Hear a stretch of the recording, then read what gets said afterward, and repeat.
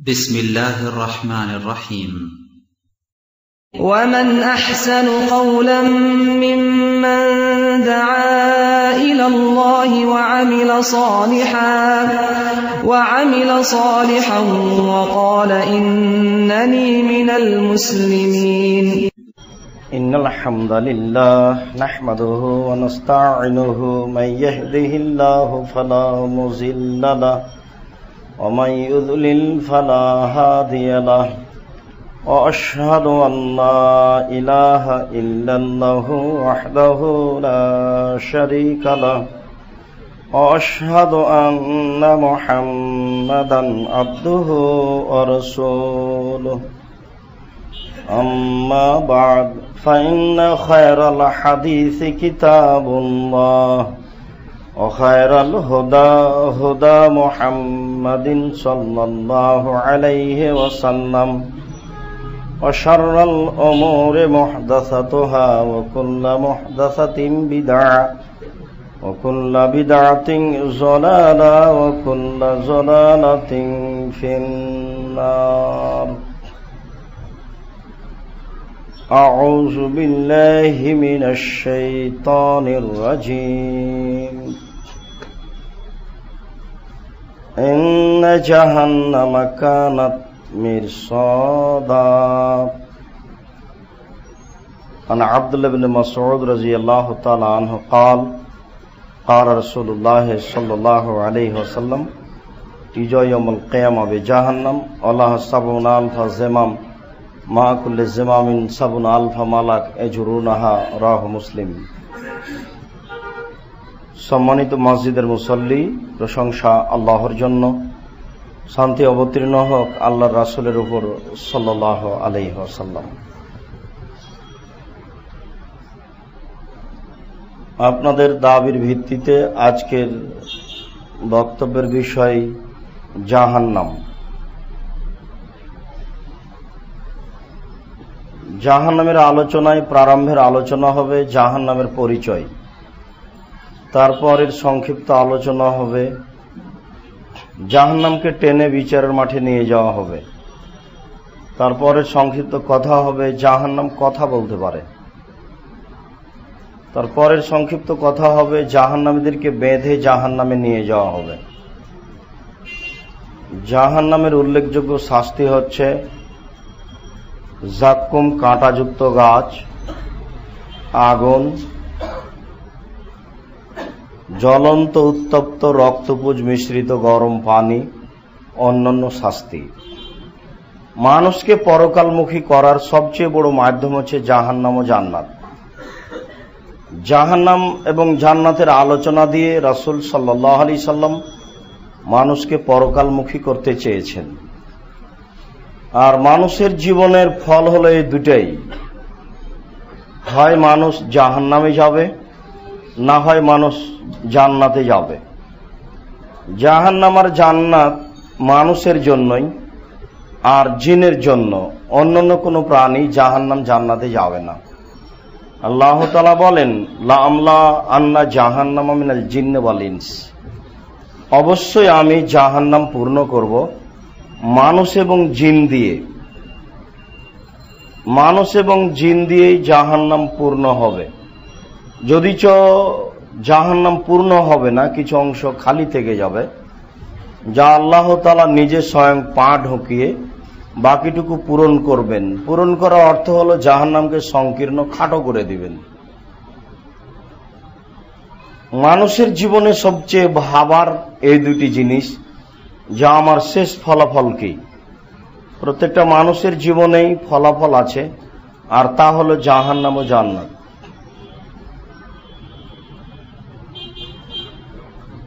চরম ভোগবিলাসের, সীমাহীন ভোগবিলাসের জায়গা হলো জান্নাত, আর সীমাহীন কষ্টদায়ক জায়গা হচ্ছে, সীমাহীন কষ্টময় জায়গা হচ্ছে জাহান্নাম। জাহান্নামের বিবরণ দিয়ে মানুষ জাহান্নামের অবস্থা পূর্ণ বুঝাতে পারবে না। ঠিক তেমনি জান্নাতের বিবরণ দিয়ে মানুষ জান্নাতের পূর্ণ অবস্থা বুঝাতে পারবে না। জাহান্নাম কত কঠিন আর জান্নাত কত সুখময় জায়গা, তবে আল্লাহ এবং আল্লাহ রাসূল যা বলেছেন এ দিয়ে মানুষকে কিছু বোঝানো যায়, এ দিয়ে মানুষকে দাওয়াত দিলে আশা করা যায় মানুষ অনেকেই পরকালমুখী হবে। জাহান্নামের আলোচনায় আল্লাহ তাআলা বলেন, ইন্না জাহান্নামা কানাত মিরসাদা, নিশ্চয় জাহান্নাম মানুষকে ধরার জন্য ওঁত পেতে বসে আছে শত্রু হিসাবে। অত্র আয়াতে আল্লাহ তাআলা জাহান্নামকে মানুষের শত্রু বলেছেন। তিনি একথা বলেছেন যে জাহান্নাম মানুষকে ধরার জন্য বলতে গেলে লুকিয়ে বসে আছে, অন্তরালে আড়ে বসে আছে, পার হলেই জাহান্নাম তাকে ধরবে। তিনি বলছেন মিরসদ, মিরসদ যেখানে মানুষ শত্রুকে ধরার জন্য লুকিয়ে থাকে। ইন্না জাহান্নামা কানাত মিরসদা, নিশ্চয় জাহান্নাম মানুষকে ধরার জন্য ওঁত পেতে বসে আছে। লিত্তাগীনা মাআবা, সেটা হচ্ছে সীমালঙ্ঘনকারীদের থাকার জায়গা। লাবেসিনা ফিহা আহকাবা, তারা সেখানে যুগ যুগ ধরে থাকবে। কতদিন থাকবে তা বলা হয়নি, তারা সেখানে যুগ যুগ ধরে থাকবে, একথা আল্লাহ তাআলা বলেন। অত্র আয়াতে আল্লাহ তাআলা জাহান্নামের পরিচয়ে জাহান্নামকে মানুষের শত্রু বলে উল্লেখ করেছেন। আল্লাহ তাআলা অন্যত্র বলেন, ফাআম্মা মান খাফফাত মাওয়াজিনুহু ফাউম্মুহু হাবিয়া, বিচারের মাঠে মানুষের পাপ এবং নেকি ওজন হবে। দাঁড়িপাল্লায় মানুষের সবচেয়ে ভারী আমল হবে ভালো চরিত্র। দাঁড়িপাল্লায় সবচেয়ে ভারী আমল হবে মানুষের সুবহানাল্লাহি ওয়া বিহামদিহি সুবহানাল্লাহিল আযীম। এই দুইটি বাক্যর ফলাফল যা, তা দাঁড়িপাল্লায় সবচেয়ে ভারী আমল হবে বলে আল্লাহ রাসূল সাল্লাল্লাহু আলাইহি সাল্লাম উল্লেখ করেছেন। মানুষের পাপ এবং নেকি বিচারের মাঠে ওজন হবে, এবং যেহেতু দাঁড়িপাল্লায় ওজন হবে, কাজেই এক পাল্লা ভারী হবে আর এক পা হালকা হবে। আল্লাহ তাআলা বলছেন, ফাআম্মা মান খাফফাত মাওয়াজিনুহু, যার নেকির পাল্লা হালকা হয়ে যাবে, ফাউম্মুহু হাবিয়া, তার থাকার জায়গা হবে হাবিয়া। হাবিয়া একটা জাহান্নামের নাম। যার নেকির পাল্লা হালকা হয়ে যাবে, তার থাকার জায়গা হবে হাবিয়া। এই কথা বলার পরে আল্লাহ তাআলা বলছেন, ওমা আদরাকা মা হিয়া, আচ্ছা আপনি কি বলতে পারেন হাবিয়া নামক জাহান্নামটি কি?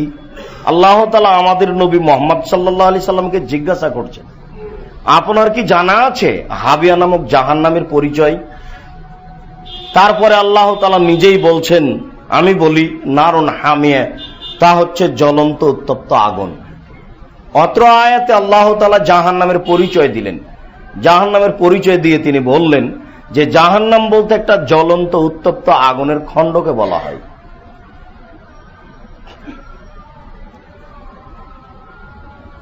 অবশ্যই এখানে আরেকটা কথা আমরা অবশ্য বলে থাকি, হাদিসের সূত্রে কিছুটা দুর্বলতা রয়েছে, অন্যান্য বিবরণ অনুযায়ী হাদিসটা বলা যায়।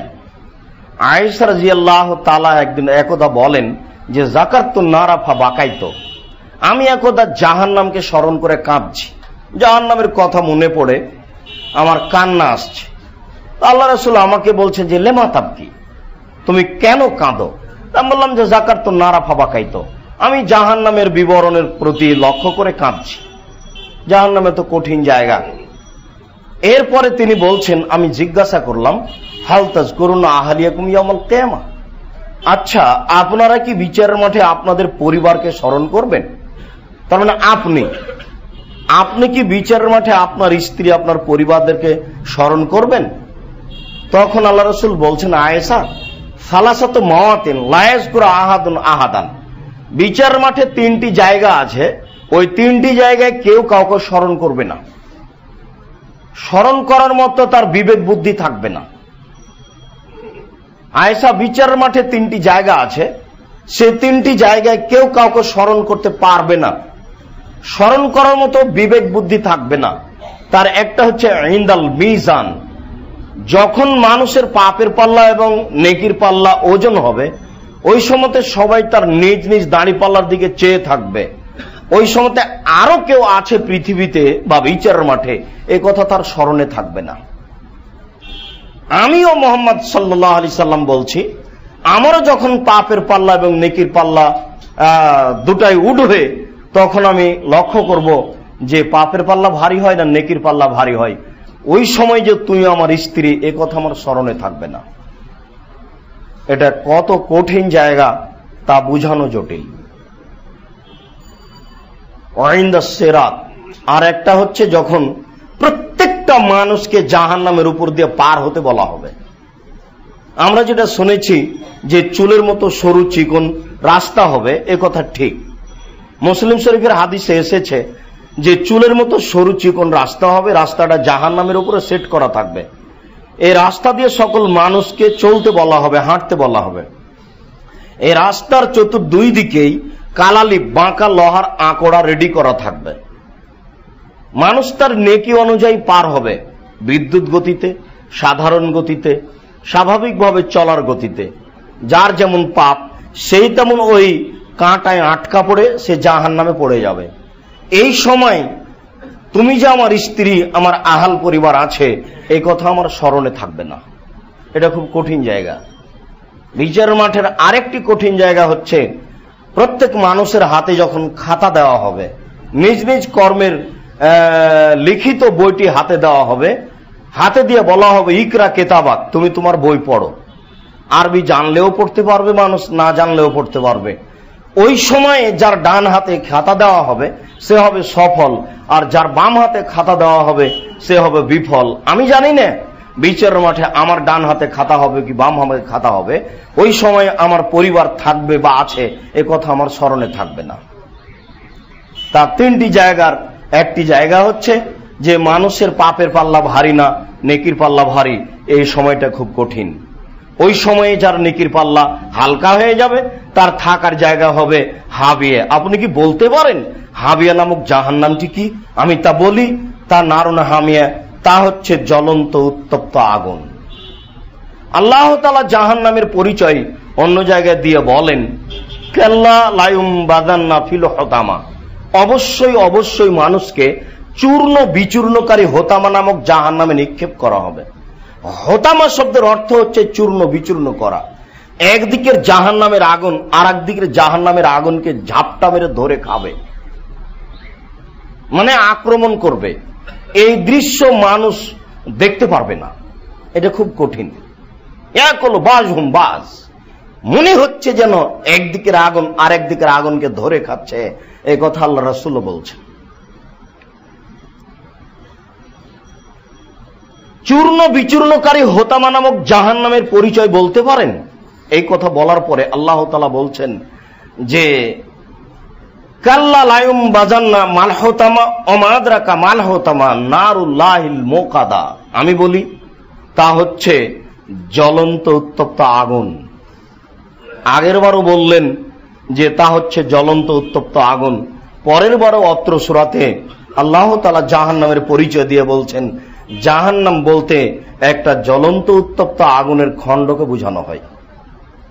জাহান্নাম বলতে তাহলে মূলত আগুন, অন্যান্য শাস্তি যা আছে আছেই, তবে গোটা জাহান্নামটা একটা আগুনের খণ্ড।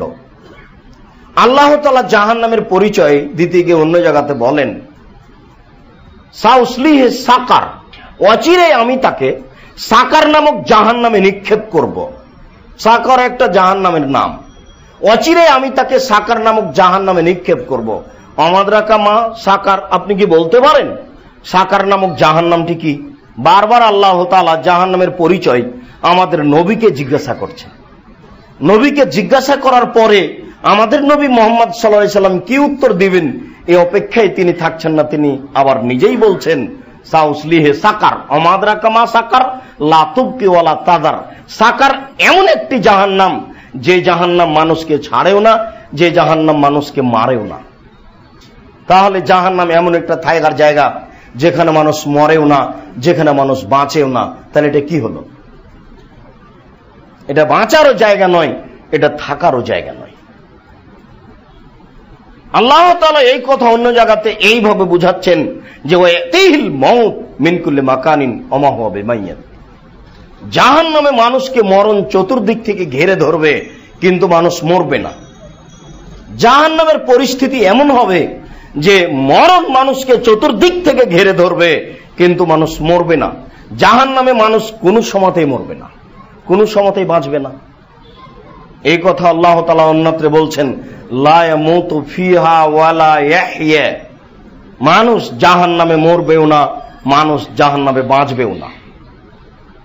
আমরা সংক্ষিপ্তভাবে কোরআন থেকে জাহান্নামের পরিচয় পেশ করছিলাম। এবার আমাদের নবী মুহাম্মদ সাল্লাল্লাহু আলাইহি সাল্লাম কিভাবে জাহান্নামের পরিচয় দেন তা আমরা শুনি। তিনি যেভাবে পরিচয় দিয়েছেন, সাথে সাথে জাহান্নামীদের যা পরিচয় দিয়েছেন, তাতে আমরা একটা পর্যায়ে বুঝতে পারবো জাহান্নামের।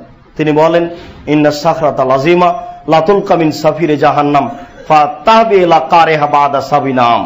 শোনো, জাহান্নামের মুখের উপরে যদি একটা বিশাল পাথর, 1,00,000 কোটি মণ ওজনের একটা পাথর যদি ছেড়ে দেওয়া হয়, তাহলে নিচে পৌঁছিতে সময় লাগবে 70 বছর। আমরা এই ভাষা বুঝতে অক্ষম। মানুষ তা খাতা কলমে হিসাব করতে পারবে না। জাহান্নামের মুখের উপরে যদি 1 কোটি মণ ওজনের একটা পাথর ছেড়ে দেওয়া হয়, তা যদি 1 ঘন্টা নিচে যায় কত কিলো যেতে পারে?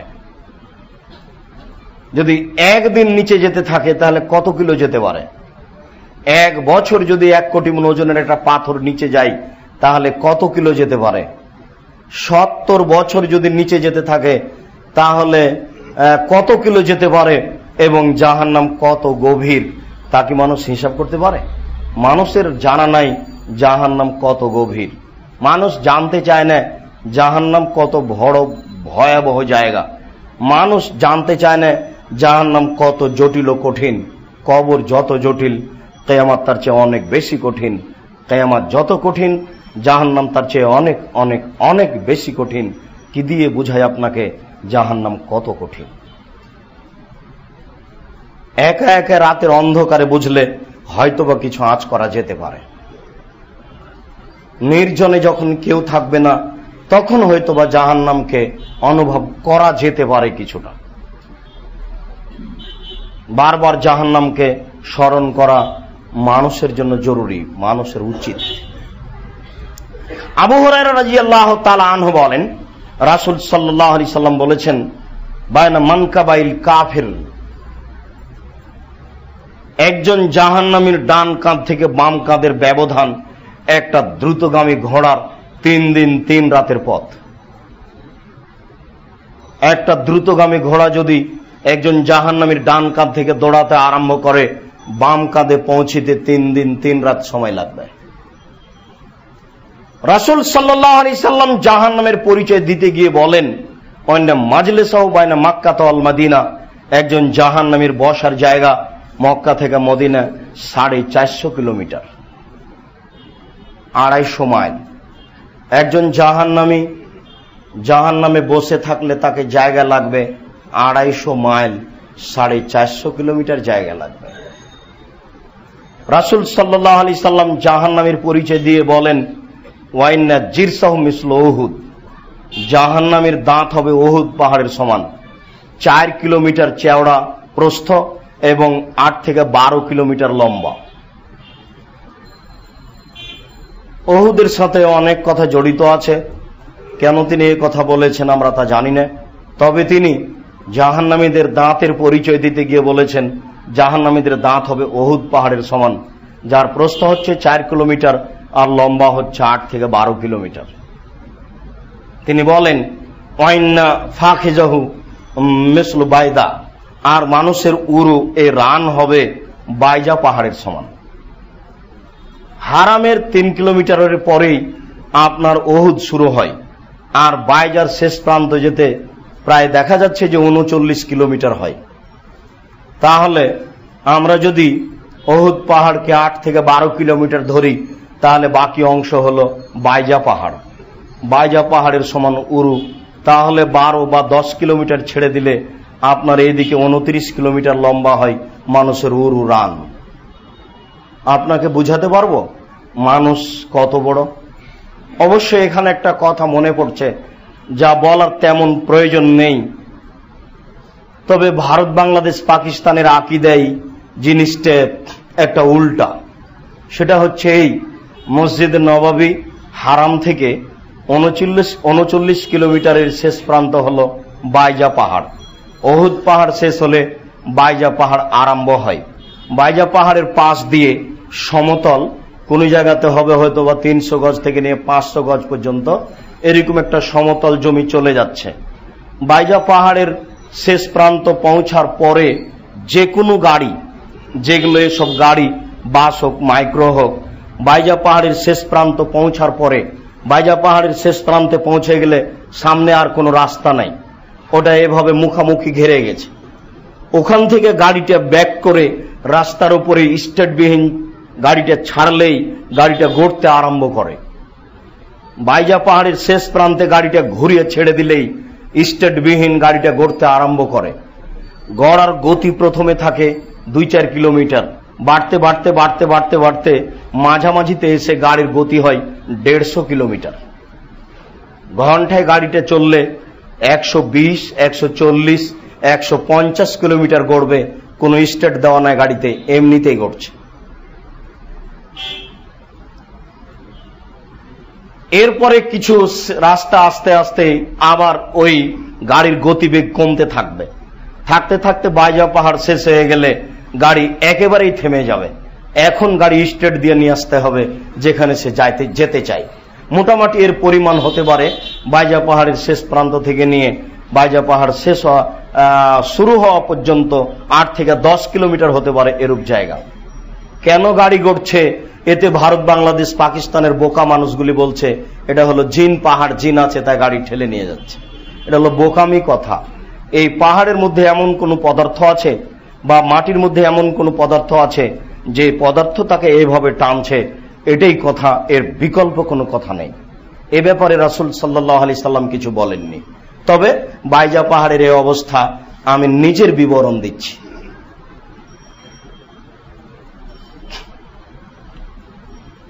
বাইজা পাহাড়ের কথাটা বলতে গিয়ে কথাটা চলে আসলো।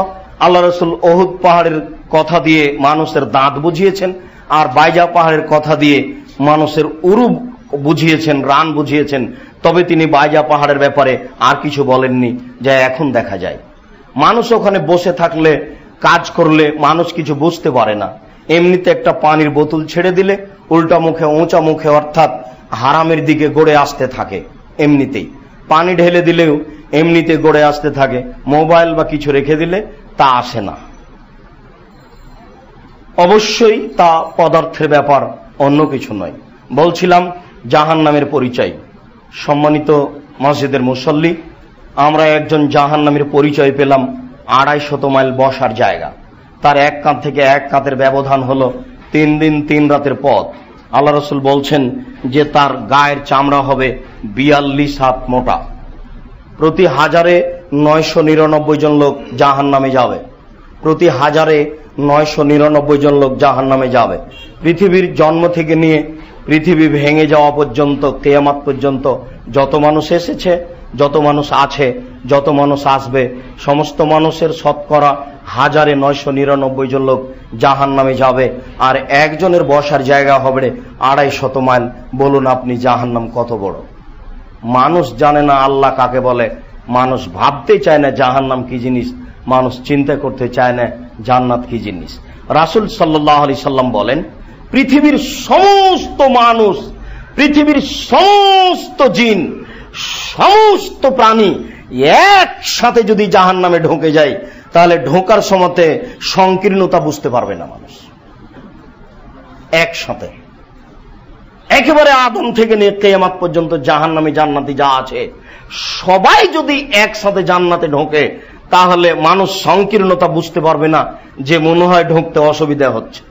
একসাথে যদি সবাই জাহান্নামে ঢোকে, তাহলে মানুষ বুঝতে পারবে না যে মানুষের ভিড়ের কারণে মনে হয় ঢুকতে অসুবিধা হচ্ছে।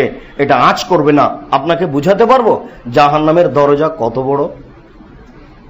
সম্মানিত মসজিদের মুসল্লি, জাহান্নাম আর জান্নাত মানুষের ফলাফল ভাবা উচিত। আল্লাহ তুমি আমাদের বুঝার ও ভাবার তৌফিক দান করো। আল্লাহুম্মা আমিন।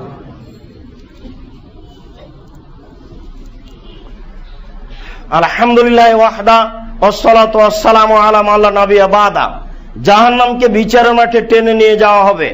এ ব্যাপারে আল্লাহ তাআলা বলেন, ওয়াজিআ ইয়াউমা ইযিম বিজাহান্নাম, বিচারের মাঠে জাহান্নামকে টেনে হেঁচড়ে নিয়ে যাওয়া হবে। রাসূল সাল্লাল্লাহু আলাইহি ওয়াসাল্লাম বলেন, ইজা ইয়াউমুল কিয়ামা বিজাহান্নাম, বিচারের মাঠে জাহান্নামকে টেনে নিয়ে যাওয়া হবে। ওয়ালা হাসাবুনা আলফা জিমাম, এই সময়তে জাহান্নামের গায়ে ৭০,০০০ লোহার রশি লাগানো থাকবে। মা কুল্লি জিমামিন সাবুনা আলফা মালাক, প্রত্যেক রশির সাথে থাকবে ৭০,০০০ ফেরেশতা। এক একজন ফেরেশতার এত ক্ষমতা, এই গোটা পৃথিবীতে হাত ঢুকিয়ে গোটা পৃথিবী একজন উল্টে দিতে পারে। এরকম ক্ষমতার অধিকারী ফেরেশতাগণ এক একটা রশিতে থাকবেন ৭০,০০০ ফেরেশতা, আর জাহান্নামের গায়ে রশি লাগানো থাকবে ৭০,০০০। তাহলে জাহান্নামকে বিচারের মাঠে টেনে নিয়ে যাওয়া হবে। এখন কোথাও জাহান্নাম আছে? রাসূল সাল্লাল্লাহু আলাইহি সাল্লামকে মেরাজে নিয়ে গিয়ে, ওপরে নিয়ে গিয়ে জাহান্নামও দেখানো হয়েছে, জান্নাতও দেখানো হয়েছে। যখন তিনি মেরাজে জান্নাতে হাঁটছিলেন, তখন জান্নাতে হাঁটতে হাঁটতে বললেন একটা সুন্দর ঘর দেখে যে ঘরটা কার? পাশে একজন বৃদ্ধা মহিলা বসেছিল, এই ঘরটা উমারের। রাসূল সাল্লাল্লাহু আলাইহি সাল্লাম বলেন, ওহ, ঘরের বাহির যদি এত চকচকা হয়, তাহলে ভিতরে বা কত চকচকে, একটু দেখার বড় স্বাদ হয়। দেখার স্বাদ হলো, ইচ্ছা হলো একটু ভিতরে ঢুকি, চট করে মনে পড়ে গেল এটা উমারের ঘর। না, এত বড় মানুষের ঘরে ঢোকা যাবে না। তিনি ঢুকলেন না। সকালে উমারকে বলছেন, উমার, জান্নাতে তোমার ঘরটা দেখেছিলাম, আমার মনে বড় স্বাদ হলো তোমার ঘরের ভিতরে একটু ঢুকে দেখি ভিতরটা কেমন। চট করে তোমার মর্যাদার কথা মনে পড়লো, তোমার আত্মমর্যাদা, তোমার আত্মমর্যাদার কথা মনে পড়ে লজ্জাবোধ করে আমি ঘরে ঢুকিনি। উমার কথা শুনে কাঁদতে লাগলেন, আপনি আমার মর্যাদাকে হিসাব করেন? জাহান্নামে ঢুকে তিনি জাহান্নাম দেখছিলেন, তাতে দেখলেন জাহান্নাম উকি মেরে তিনি জাহান্নাম দেখছিলেন, তাতে দেখলেন জাহান্নামে শুধু নারী আর নারী, জাহান্নামে শুধু নারী আর নারী, জাহান্নামে শুধু নারী আর নারী, কিছু পুরুষ। তাকে জিজ্ঞাসা করা হলো, আল্লাহ রাসূল, জাহান্নামে এত নারী কেন? তখন আল্লাহ রাসূল বললেন যে তারা স্বামীকে মূল্যায়ন করে না।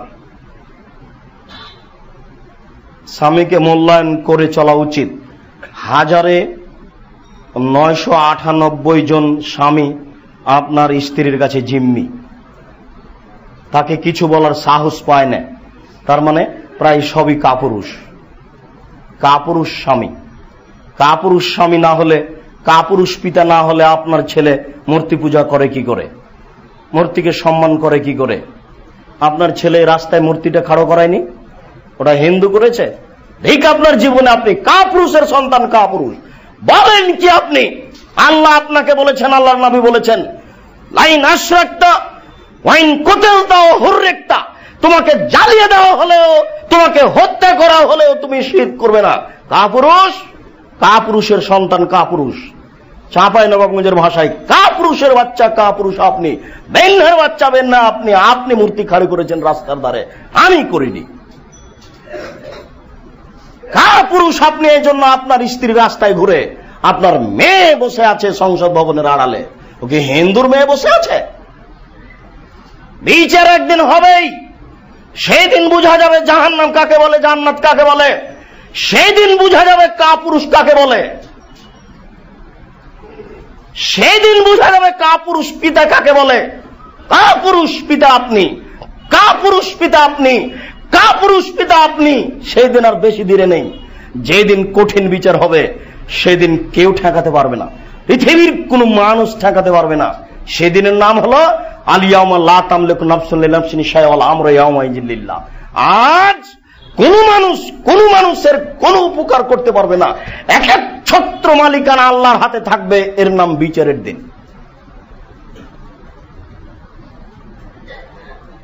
আজকে আপনি কত শিথিল তা বুঝতে পারছেন না। সেই দিন বুঝতে পারবেন আপনি কত শিথিল আপনার পরিবারের উপরে, আপনার পরিবারের উপর আপনি কত শিথিল। যেদিন বিচার হবে সেদিন বোঝা যাবে। বিচারের আগা পর্যন্ত আপনাকে বোঝানো সম্ভব হয়ে উঠছে না। পরিবেশ আপনার জন্য কিয়ামতের মাঠে কত কঠিন। জাহান্নাম দেখার সময় দেখলেন প্রায় নারী। তিনি জিজ্ঞাসা করলেন, জিজ্ঞাসা করা হলো কেন? তখন তিনি উত্তরে বললেন, তারা স্বামীকে মূল্যায়ন করে না।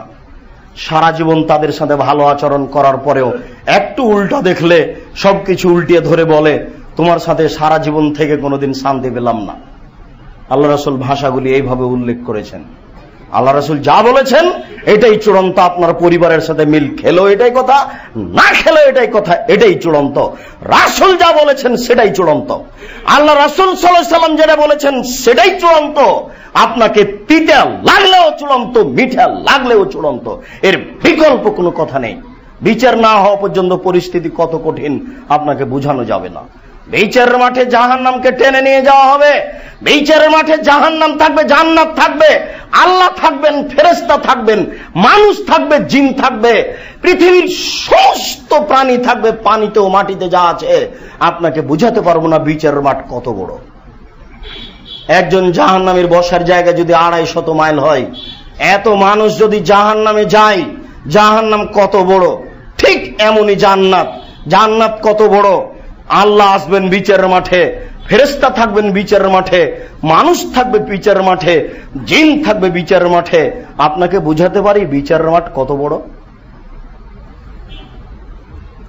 তিনি বলেছেন, বিচারের মাঠে পৃথিবীকে সম্প্রসারণ করা হবে, আরো বড় করা হবে। তিনি বলেছেন যে মিম্বারি বাইনা মিম্বারি ও বাইতি রওজাতুন মিন রিয়াজিল জান্নাহ ওয়া হাজা হাউজি। আমার এই মিম্বার থেকে নিয়ে আমার ওই ঘর পর্যন্ত যে ঘরে আয়েশা থাকেন, এইটুকুর নাম হচ্ছে রওজাতুন মিন রিয়াজিল জান্নাহ। এইটুকু একটা জান্নাতের অংশ, আর এটাই হচ্ছে হাউজে কাউসার। তাহলে মানুষ আপনার ওই কবর থেকে উঠে ওই আরাফার মাঠের দিকে দৌড়াতে থাকবে, বিচার ওখানে হবে। পৃথিবী হবে সমতল, উঁচু নিচু থাকবে না, সাদা সাদা সমতল হবে। জাহান্নামকে টেনে নিয়ে যাওয়া হবে বিচারের মাঠে। জাহান্নাম কথা বলতে পারে। বিচারের মাঠে আল্লাহ তাআলা জাহান্নামকে বলবেন, বারবার জাহান্নামীকে নিক্ষেপ করা হবে, আর বলা হবে হালিম তালাক, জাহান্নাম তুমি কি পূর্ণ? বারবার জাহান্নামে মানুষ নিক্ষেপ করা হবে, আর জিজ্ঞাসা করা হবে, জাহান্নাম তুমি কি পূর্ণ? তখন জাহান্নাম উত্তরে বলবে, হালবিম মাজিদ, আর কি কিছু আছে? তাহলে বোঝা যাচ্ছে জাহান্নামী দিয়ে জাহান্নাম পূর্ণ হবে না। ফাওয়াজা কাদামাহু, তখনই আল্লাহ তাআলা তার পাখানা জাহান্নামে ঢুকিয়ে দিবেন। জাহান্নাম বলবে, কাত কাত কাত, যথেষ্ট যথেষ্ট যথেষ্ট, আর লাগবে না। আল্লাহ রাসূল বলছেন, ইয়ানজুমু বাজু বিবাজিন, পা যখন আল্লাহ ঢুকিয়ে দিবেন, তখন জাহান্নামের কিছু অংশের মধ্যে ঢোকে জাহান্নাম আঁটো-সাঁটো হয়ে যাবে। এ হলো জাহান্নাম পূর্ণ হয়ে যাওয়া। তাহলে আল্লাহর আকার আকৃতি না থাকলে তিনি পা দিবেন জাহান্নামে কি করে, আর জাহান্নাম পূর্ণ হয় কি করে? বাংলাদেশের ঢাকা শহরের শতকরা আপনার 96 জন হুজুর, 98 জন হুজুর বলছেন আল্লাহ নিরাকার, আর খুতবা দিচ্ছে আরবিতে। ইতস্তবোধ করা, শরম বোধ করা উচিত। পৃথিবীতে দিন প্রচারের সবচেয়ে বড় মাধ্যম হচ্ছে ঈদের মাঠ। যারা জুমা মসজিদেও যায় না তারা ঈদের মাঠে যায়। আর দিন প্রচারের দ্বিতীয় বড় মাধ্যম হচ্ছে জুমার দিন, জুমার খুতবা। যারা 5 ওয়াক্ত নামাজ পড়ে না তারা অন্তত জুমার দিনে আসে। আর ফতোয়া দিয়েছে আরবিতে খুতবা দিতে হবে।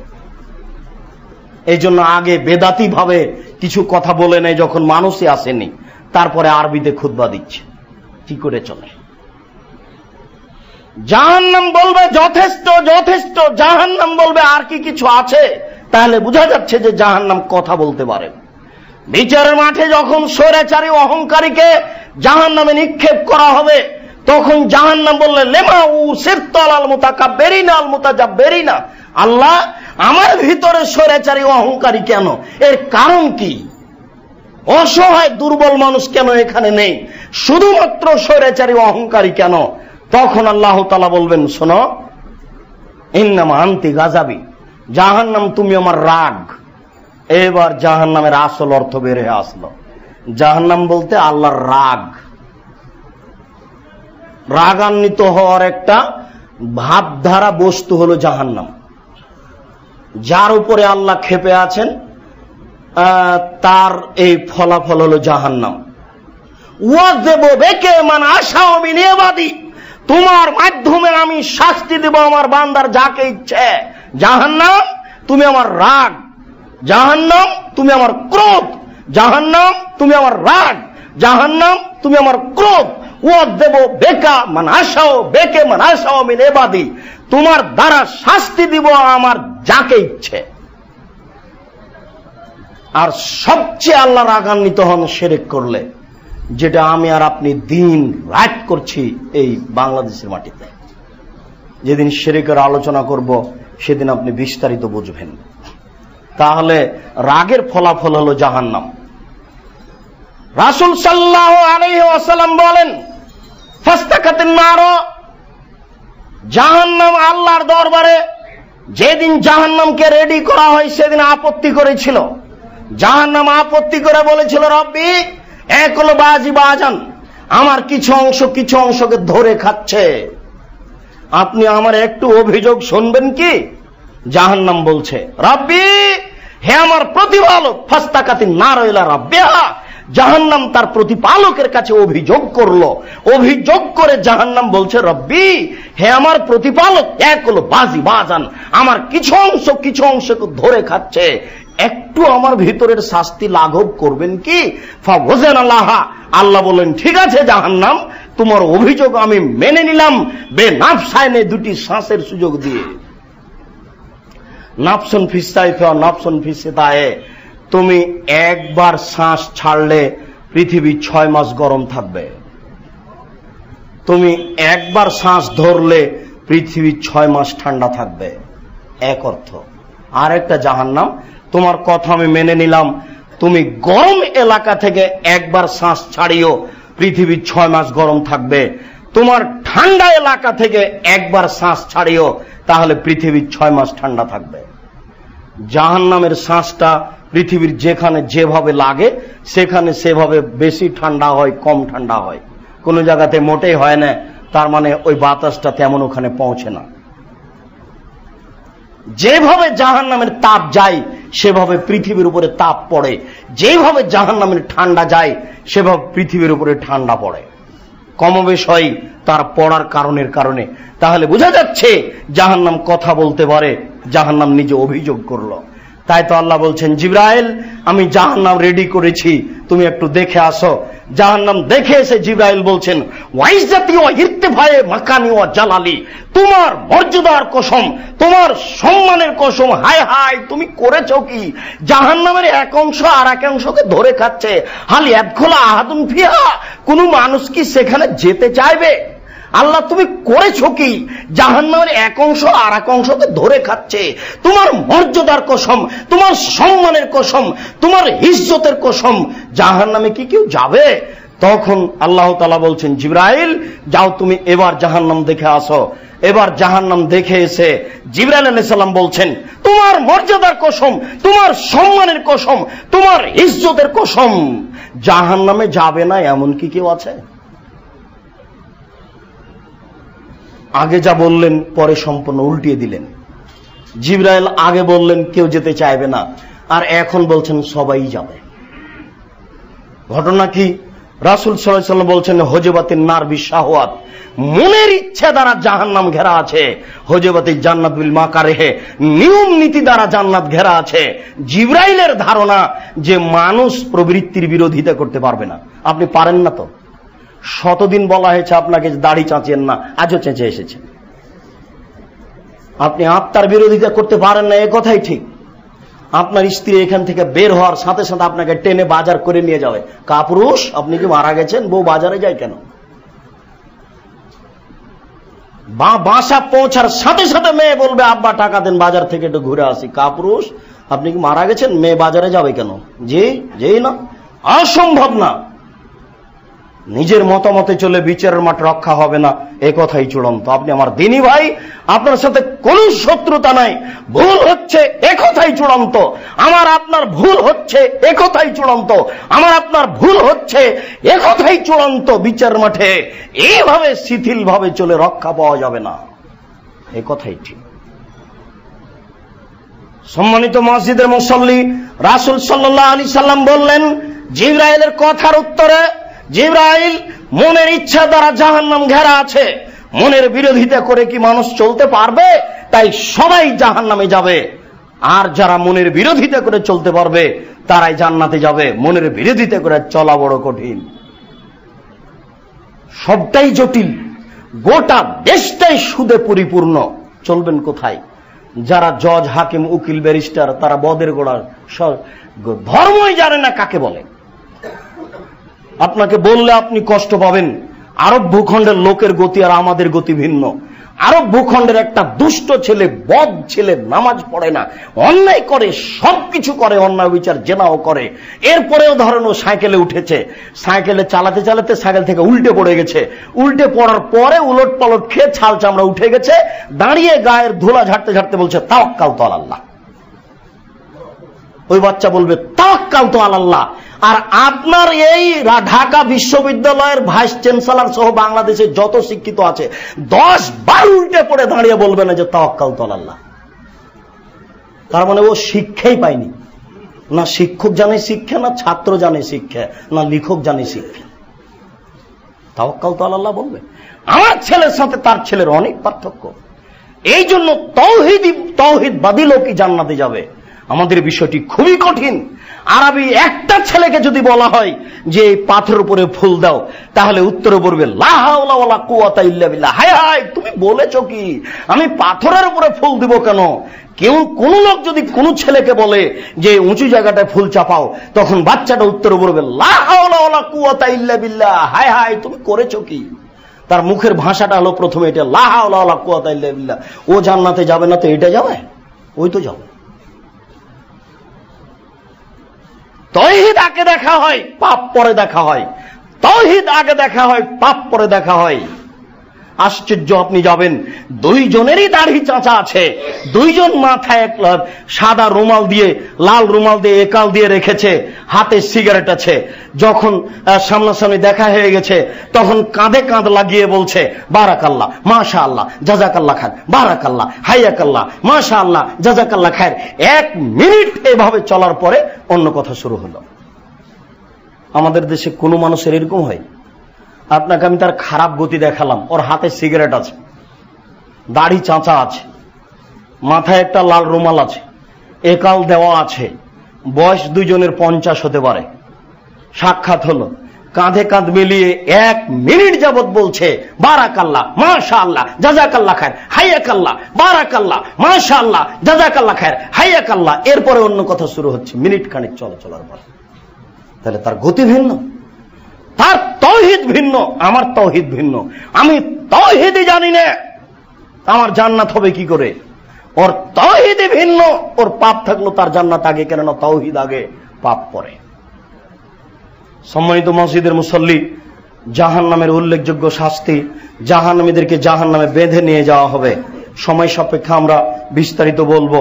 আজকের জন্য এতটুক যে জাহান্নামীদেরকে বেঁধে জাহান্নামে নিয়ে যাওয়া হবে। আল্লাহ তাআলা বলছেন খুযুহু ফাগুল্লুহু সুম্মাল জাহিমা সাল্লুহু, তোমরা এদেরকে ধরো, এদের শিকলবন্দি করো, এদের টেনে হেঁচড়ে জাহান্নামে নিয়ে যাও। জাহান্নামীদেরকে বেঁধে নিয়ে যাওয়া হবে।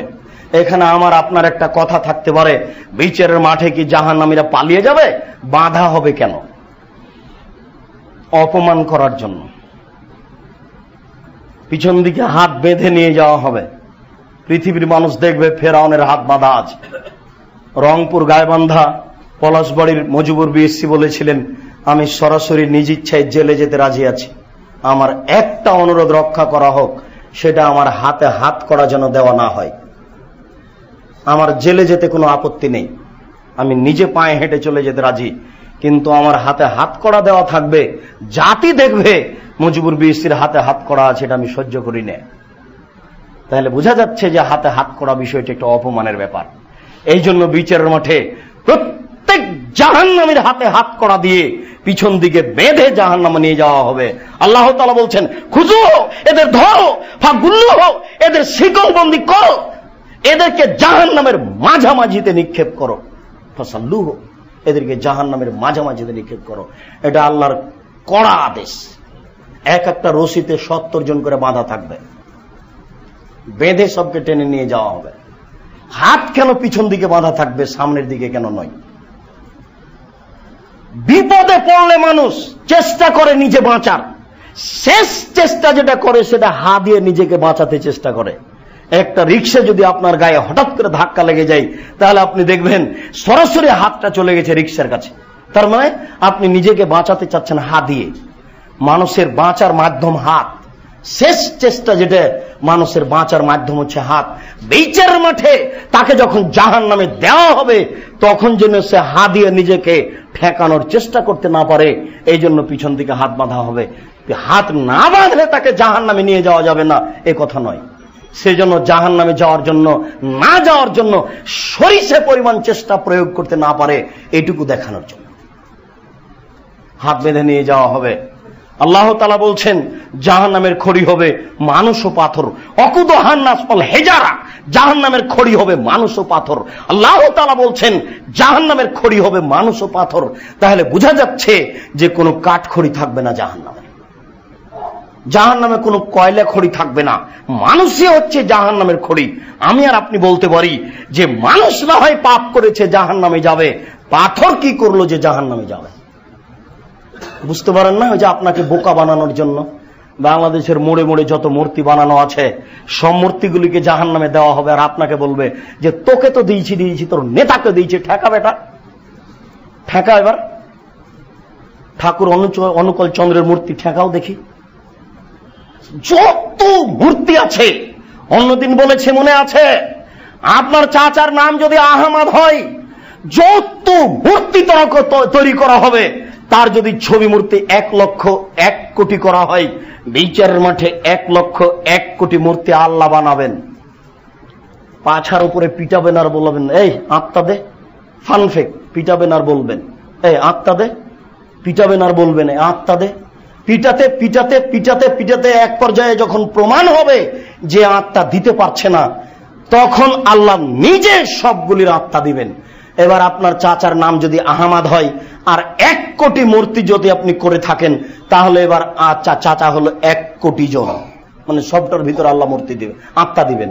কথা মনে হয় বুঝাতে পারলাম না। যত মূর্তি বানানো হবে প্রত্যেকটার ভিতরে আত্মা দেওয়া হবে, আল্লাহ আত্মা দিবেন। আর প্রত্যেকটার জন্য আপনাকে পিটানো হবে আর আত্মা দিতে বলা হবে, পিটানো হবে আর আত্মা দিতে বলা হবে। যখন পারবে না মানুষ, তখন আল্লাহ নিজে আত্মা দিবেন। আত্মা দিয়ে এবার মানুষ রেডি হয়ে গেছে, আহমদ রেডি হয়ে গেছে, তখন আল্লাহ ফেরেশতাকে বলবেন যে এগুলি এখন জাহান্নামে দিয়ে দাও। এই জন্য পাথরও জাহান্নামে যাবে, অর্থাৎ এই মাটির এই পাথরের মূর্তিগুলো, এই খড়খড়ির মূর্তিগুলো জাহান্নামে যাবে। আল্লাহ তাআলা বলছেন ওয়াকুদুহান নাসল হেজারা, জাহান্নামের খড়ি হবে মানুষ ও পাথর, জাহান্নামের খড়ি হবে মানুষ ও পাথর, জাহান্নামের খড়ি হবে মানুষ ও পাথর। মানুষ ও পাথর দিয়েই জাহান্নামকে ক্ষিপ্ত করা হবে, উত্তেজিত করা হবে। সম্মানিত মসজিদের মুসল্লি, আমরা আপনাদেরকে অনুরোধ করে বলতে চাচ্ছি, এই জাহান্নাম ভয়াবহ জায়গা। কবর যত কঠিন, কিয়ামত তার চেয়ে অনেক বেশি কঠিন। কিয়ামত যত কঠিন, জাহান্নাম তার চেয়ে অনেক অনেক অনেক বেশি কঠিন। মাঝে মধ্যে জাহান্নামকে স্মরণ করা উচিত। জাহান্নামকে স্মরণ করে জাহান্নাম থেকে বাঁচার জন্য আজকের জুমার খুতবার শেষ বাক্যটি, সময় সাপেক্ষে আরো হবে। আজকের জুমার খুতবার শেষ বাক্যটি রাসূল সাল্লাল্লাহু আলাইহি ওয়াসাল্লাম বলেন, কেউ যদি সকালে 3 বার বলে আল্লাহুম্মা আজিরনি মিনান নার, হে আল্লাহ তুমি আমাকে জাহান্নাম থেকে বাঁচাও, আল্লাহুম্মা আজিরনি মিনান নার, হে আল্লাহ তুমি আমাকে জাহান্নাম থেকে বাঁচাও, আল্লাহুম্মা আজিরনি মিনান নার, হে আল্লাহ তুমি আমাকে জাহান্নাম থেকে বাঁচাও। তাহলে জাহান্নাম পাল্টা আবার আল্লাহকে বলে, আল্লাহ ও যখন আমার থেকে বাঁচতেই চাচ্ছে, দয়া করে তুমি তাকে রক্ষা করো। আপনি যদি বলেন তাহলে জাহান্নাম পাল্টা আল্লাহকে বলবে, তাহলে জাহান্নাম কথা বলতে পারে। আপনি যদি সকালে 3 বার বলেন, জাহান্নাম পাল্টা আল্লাহকে 3 বার বলবে। আপনি যদি বিকালে 3 বার বলেন, জাহান্নাম পাল্টা আল্লাহকে 3 বার বলবে, আল্লাহ ও যখন আমার থেকে বাঁচতেই চাচ্ছে, দয়া করে তুমি তাকে রক্ষা করো, আমার ভিতরে দিও না। জাহান্নামও বলবে। আপনিও বলছেন আল্লাহর দয়া হয়ে যাবে।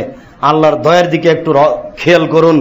ঈসা আলাইহিস সালাম বলেছিলেন, ইন তুযিবহুম ফাইন্নাহুম ইবাদুকা, আল্লাহ তুমি যদি তাদের শাস্তি দাও তাহলে তারা তোমার বান্দা, আমি পৃথিবীর কোন মানুষকে বলিনি আমি ঈসা আল্লাহ, আমি কোন মানুষকে বলিনি আল্লাহ, আমি কোন মানুষকে বলিনি আমি আল্লাহর ছেলে।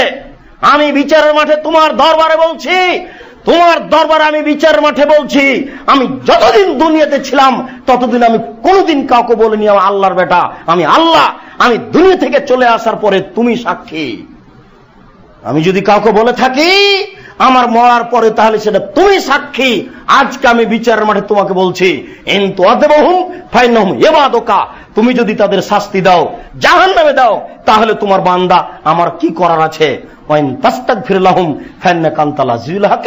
আর তুমি যদি ক্ষমা করো তাহলে তুমি পরাক্রমশালী, তোমাকে কে ঠেকাতে পারে। তুমি বিচারের মাঠে ফেরাউনকে ক্ষমা করতে পারো। তোমার ক্ষমার আশাধারী হয়ে বলছি, তুমি এদের শাস্তি দিও না, তুমি এদের ক্ষমা করো। জাহান্নামের ভয় করে দিন রাত ক্ষমা চান, ইনশাল্লাহ ক্ষমা পাওয়া যাবে। আল্লাহ, আমরা মানুষ, আমরা ভুলের ঊর্ধ্বে নই, আমরা স্বাভাবিক গতিতে পৃথিবীতে থাকি, অনেক সময় ভালো মন্দ বুঝতে পারি না, অন্যায়ের সাথে জড়িয়ে পড়ি। তুমি আমাদেরকে সঠিক পথে চলার তৌফিক দান করো। আল্লাহ, আমাদের যারা মারা গেছে তুমি তাদের কবরের শাস্তি মাফ করো। আমরা যারা অসুস্থ তুমি তাদের আরোগ্য দান করো। আল্লাহ, আমরা যারা বেঁচে আছি, যারা মারা গেছে তুমি তাদের সকলকেই কবরের শাস্তি থেকে রক্ষা করো, তুমি জাহান্নামের শাস্তি থেকে রক্ষা করো। তুমি সর্বশক্তিমান, তুমি সর্বশক্তির অধিকারী। তুমি ইচ্ছা করলে সবাইকে জান্নাতে দিতে পারো, তুমি ইচ্ছা করলে সবাইকে জান্নাত জাহান্নাম দিতে পারো। তুমি বড় শক্তিশালী। আমরা সাধারণ মানুষ, আমরা আন্তরিকভাবে জুমার খুতবার শেষ অংশে তোমার দরবারে বিনয়ভাবে বলছি, তুমি আমাদের মাফ করো আল্লাহুম্মা আমিন। তুমি আমাদের জাহান্নামের শাস্তি থেকে বাঁচিয়ে রাখো আল্লাহুম্মা আমিন। আল্লাহ, তুমি আমাদেরকে জাহান্নাম থেকে রক্ষা করো, তুমি আমাদেরকে কবরের শাস্তি থেকে রক্ষা করো। তুমি আমাদের প্রতি বিশেষ রহমত দিয়ে সুবিধা মতো চলার সুযোগ করে দাও আল্লাহুম্মা আমিন। এ দাবি, এ দাওয়া, এই দোয়া তোমার দরবারে রেখে আজকের জুমার খুতবা এখানে শেষ করলাম। সাল্লাল্লাহু আলাইহি ওয়াসাল্লাম।